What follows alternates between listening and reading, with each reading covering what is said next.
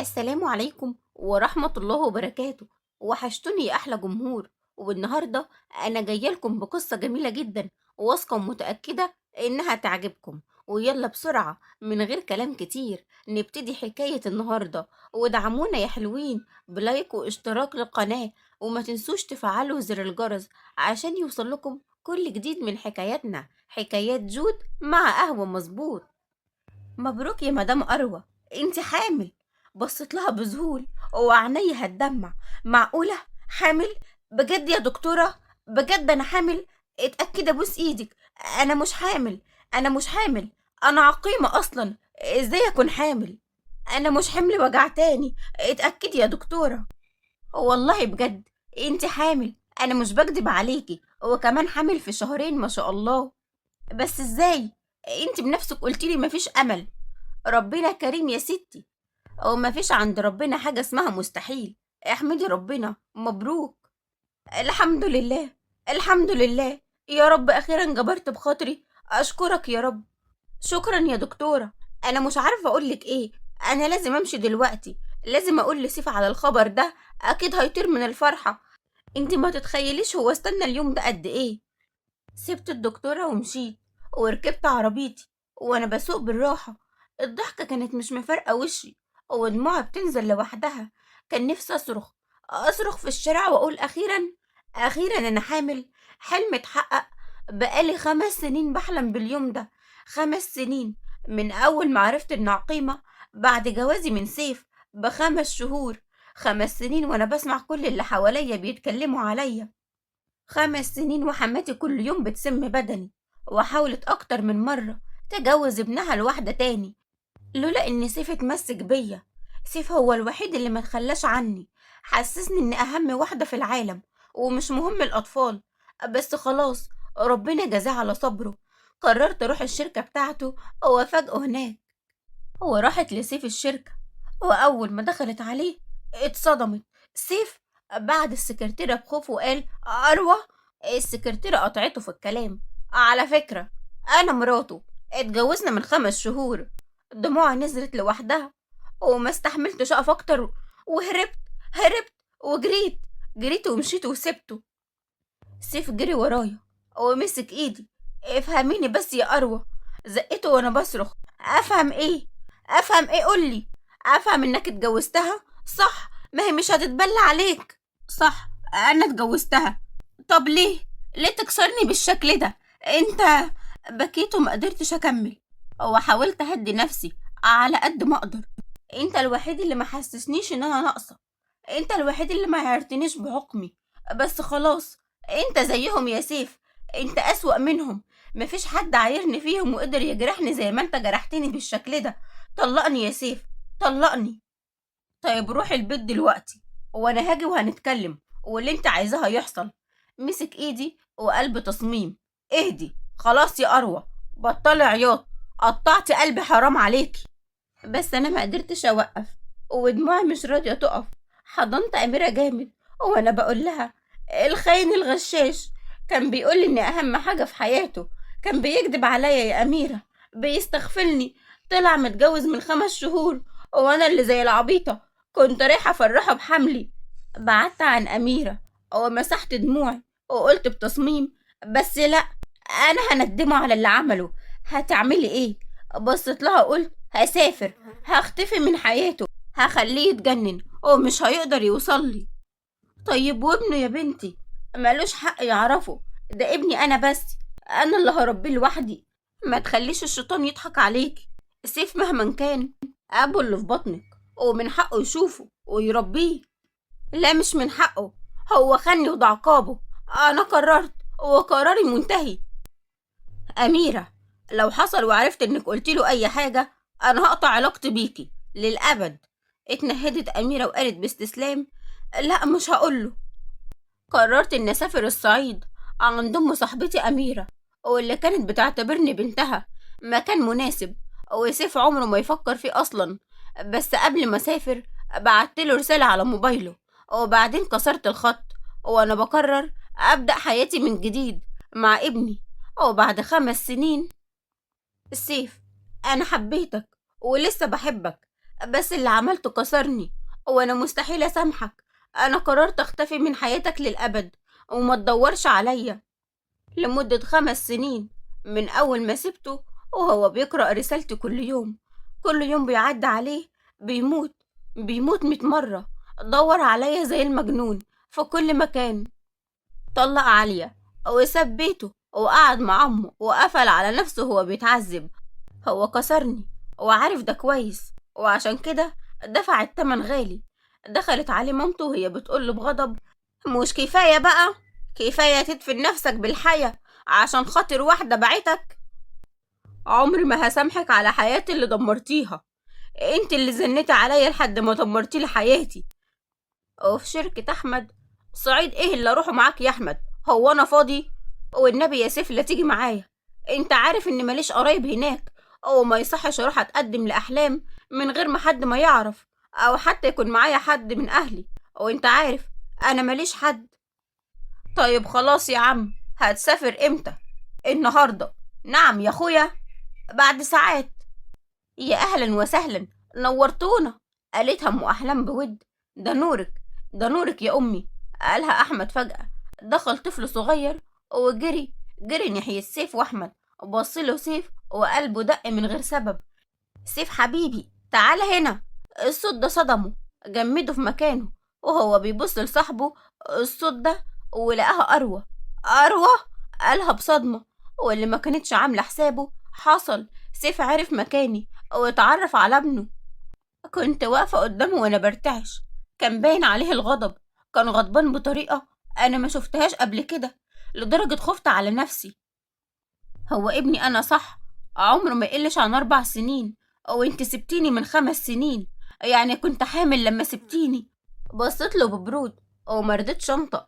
اتعصب ومسك دراعي جامد وهو بيزعق: انطقي واتكلمي، بلاش برودك ده. وقال له: اقسم بالله هقتلك. بلعت ريقي وقلت ببرود: لا مش ابنك، ده ابني انا اللي ربيته.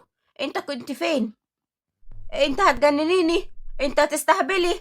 انا كنت هتجنن عشان الاقيكي. ما سبتش مكان الا ودورت فيه، ولما الاقيكي اكتشف انك مخبية عني، مخبية ان ليا ابن وخدتيه وهربتي بيه. انت عارفة ان كنت هموت على ضفر عيل كده تحرميني منه؟ ايوه خبيته لانك واحد خاين ما تستاهلش. لفيت من ورايا واتجوزت وخنت ثقتي فيك. حقي، مش ده شرع ربنا؟ ايوه صح، عندك حق، شرع ربنا. بس شرع ربنا يا استاذ ما يكونش في السر. ما تروحش تتجوز من ورايا، خليك شجاع وتعالى وقولي. وانت للاسف كنت جبان. ضربني بالقلم بغضب. ضحكت بسخرية وانا بقوله: مش قلتلك جبان؟ خلاصة الكلام، انت هترجعي معايا البيت، انت وابني. انا طلقت عالية ودلوقتي انت مراتي الوحيدة. ومين قالك اني هرجع لك؟ يبقى خلاص تديني ابني وامشي انت. كده كده انا ما بقتش عايزك. ده بعدك خلاص، هاخد ابني منك بالغصب. وانت عارفة ان اقدر. صحيح هو يقدر يعمل كل حاجة، فلوسه ونفوذه هيساعدوه على كده، بس انا ما استسلمتش وقلت له: بس انا ما بقتش احبك. ايه اعيش معاك دي غصب عني يعني؟ هو انا مش سبق وقلتلك يا حبيبتي ان انا ما بقتش عايزك خلاص؟ انا بس عايز ابني، وما تقلقيش هنعيش زي الاخوات، وكل اللي بينا هيكون احترام عشان خاطر سيف. ها، ايه رأيك؟ موافقة. ما كانش قدامي غير ان اوافق، على قد كره وحقد عليه، الا ان قلبي لسه متعلق بيه. بعد اسبوع على بال ما سيف كان جهز الشقة اللي هنقعد فيها، سبت الصعيد وجيت. دخلت بيتنا وعقل رافض انه يفتكر اي ذكرى حلوة. كل اللي افتكرته الخيانة والغدر، صدمتي في الانسان الوحيد اللي حبيته وافتكرته عوض. دي هتبقى اوضتك انت وسيف. هزيت راسي واخدت سيف النايم من ايده ودخلته الاوضه وقفلت الباب ورايا. مسافه ما نيمت سيف وحطيت ايدي على وشي وفضلت اعيط. رن تليفوني ولقيت اميره بتتصل. ايوه يا اميره. ايه ده، انتي بتعيطي؟ كملت عياط. خلاص يا اروى، انسي، انت عاقبتيه بما فيه الكفايه.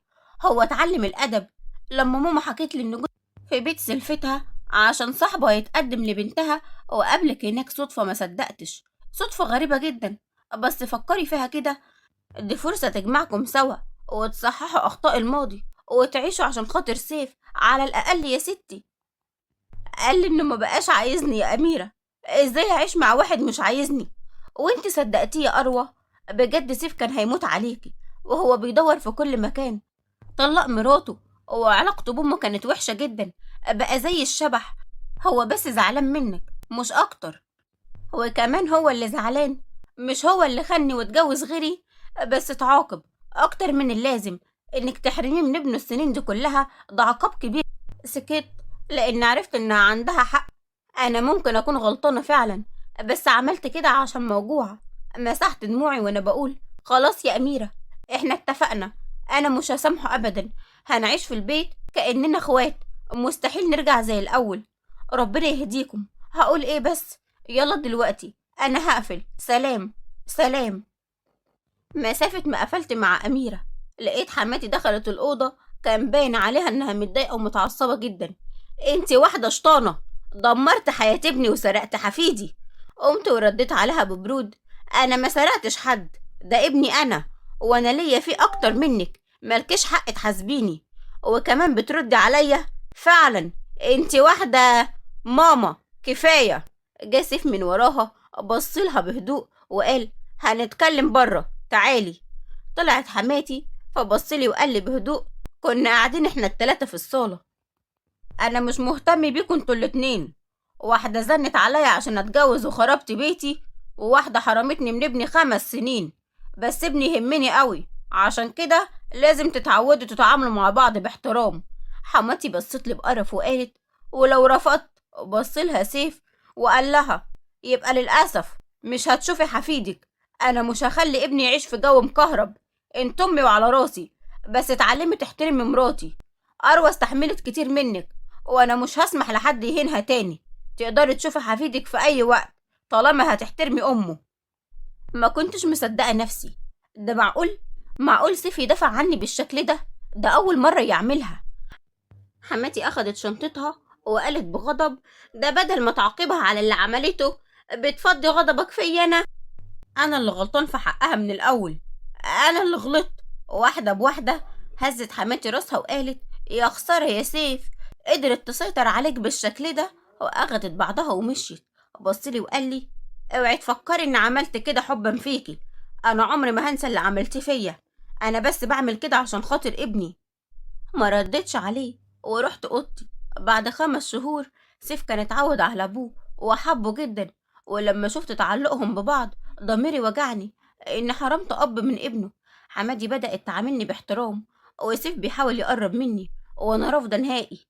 صحيح بحبه، بس مش قادره اسامحه. كنت قاعده في الكافيه مع اميره ومعايا ابني. فجأة كلنا سيف ومسك ايدي وقال: يلا. بصيت له باستغراب وكنت لسه هتكلم، لقيته بيقول لأميرة: زي ما اتفقنا ماشي. لقيت أميرة بتمسك سيف وبتقولي: ما تقلقيش، أنا هاخد بالي منه. كنت مستغربة وبحاول أفهم هو في إيه. لقيت سيف شدني برا الكافيه. في إيه؟ سيبني. بس سيف مرضيش. حاولت أسحب إيدي وأنا بقوله بعصبية: يا بني آدم، أنت سيبني، إيدي وجعتني. بعد شوية لقيته جابني بيت غريب، سحبني دخلني البيت. وقفت مصدومة وأنا شايفة شاشة زي عرض بتعرض صوري أنا بس، صور كتير قوي معرفش جابها ازاي. بصيت لسيف اللي ركع على ركبته وقال لي: أنا بحبك يا أروى، عمر ما حبيت حد قدك ولا هحب. بس جيت في فترة وضعفت، العمر كان بيعدي وأنا ما عنديش طفل. ده خلاني مرعوب. أمي استغلت ده وأقنعتني أتجوز أخلف عيل وبعدين أطلق. حاولت أقاوم بس ضعفت، ولقيت نفسي متجوز بواحدة أنا ما بحبهاش عشان تخلف لي عيل. لقيت نفسي مضطرة أقول لها إني بحبها وإن عمري ما حبيت غيرك. ده مش مبرر يا سيف. عارف، عارف إنه مش مبرر، عارف إنه حقير وغلطان. بس أنت عاقبتيني، حرمتني من ابني. وأنا غلطانة فعلا إني عملت كده. بس كنت موجوعة يا سيف، قلبي محروق، وكنت عايزة أحرق قلبك عشان خاطر سيف. هزيت راسي بمعنى أيوة. قررت ما أضيعش وقت أكتر في الخصام. هو غلط وأنا غلطت، يبقى ما نعاقبش بعض أكتر من كده عشان خاطر حبنا وعشان خاطر ابننا.